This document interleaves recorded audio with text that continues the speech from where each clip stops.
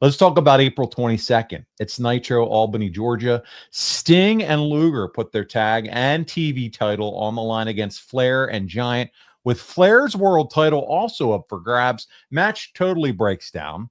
Flair throws hot coffee, which, by the way, if you go back and watch these Nitros like I did last week, the hot coffee was the gimmick.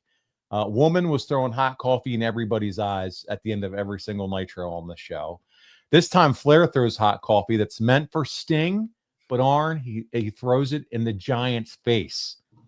Flair begs for forgiveness. Giant says, no, no, no. I'm challenging you for that world heavyweight belt. Flair goes back to where Eric and Heenan are sitting and starts talking trash. I'm not sorry. You want a shot at this belt? You got it, big man. And here we go. It's set for the final Nitro. It's going to be Flair and the Giant for the world title. But there's one other little moment here that I want to touch on. Ric Flair goes over and he kisses a young lady's hand who's starting to be introduced to us sitting at ringside throughout this month. None other than Debra McMichael. And so that's the spark that eventually brings Debra, Mongo, and Kevin Green into the fold. But this was her entry point. It was him coming down with Liz and Woman to the ring, them showing her sitting ringside, Flair going over and making a big to-do over her. And that started, Eric and Bobby the Brain jumping on Mongo about what's Flair doing there with your wife. What did you think about them introducing Debra and this kind of being the entry point to bring her and the football players in? Well, obviously, I love Mongo. God bless him. He was all man.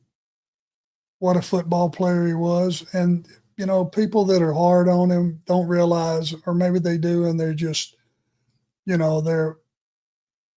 look at things differently than we do. But he never had any formal training. A couple of days in the ring, that's it. When Rick and I wrestled him and Kevin Green in that tag match, Mongo had about 4 or 5 hours ring time with just Rick and I, and that's it. That's only, I thought he did a remarkable job, be honest with you, because he was such a strong personality and just a great guy. And his wife, the camera loved her. She was very, very pretty, very attractive woman. The camera loved her. And if you just look at the pomp and circumstance of the show, it was just kind of added something to it, I think. And not only that, the camera loved her, but she also found her way in the wrestling business and became very successful. Not only here through this storyline, but transition to WWE, run with Jeff Jarrett and on everything that she did over there.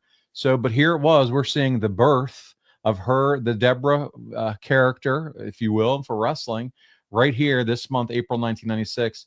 But you got to speak highly of what she was able to then accomplish and do with her own career and the longevity that she had. Got to meet her, by the way, guys, at a WrestleCade a couple years ago, and the nicest person you could ever meet. So, it's really cool. It was cool as going back to watch this month and see this is kind of how she was brought into this whole, into wrestling, honestly, this way. So it was fun. Yeah, and being with Rick worked. It wouldn't have worked if it was me or Tully. Sure. Rick always had, that was his thing, always had the girls around. And, that was something for him to play off of and kept him fresh. And can't go wrong there, I don't think. Yeah, definitely nice for Rick to make all the comments to, tick off Mongo. I mean, come on, who else can play that like he can? So yeah, he's a Casanova, that's for sure. For sure.